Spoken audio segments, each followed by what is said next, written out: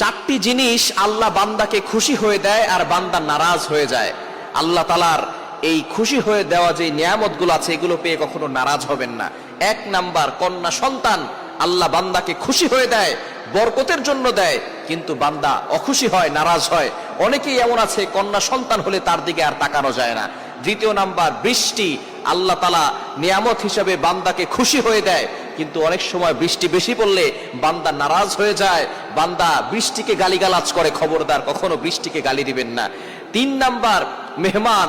আল্লাহ পাক রব্বুল আলামিন বরকত হিসেবে পাঠান। রিজিক নিয়ে টেনশন করবেন না, মেহমানের রিজিক মেহমান নিজে নিয়ে আসবে।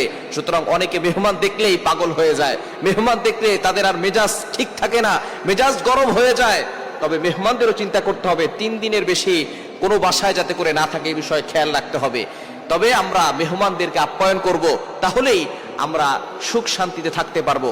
4 নাম্বার হচ্ছে অসুস্থতা। আল্লাহ তাআলা বান্দাকে অসুস্থতা খুশি হয়ে দেয় আর বান্দা নারাজ হয়ে যায়। এগুলোতে অখুশি হবেন না, নারাজ হবেন না। এটা হচ্ছে আল্লাহ তাআলার পক্ষ থেকে রহমত ও বরকত নিয়ে আসে।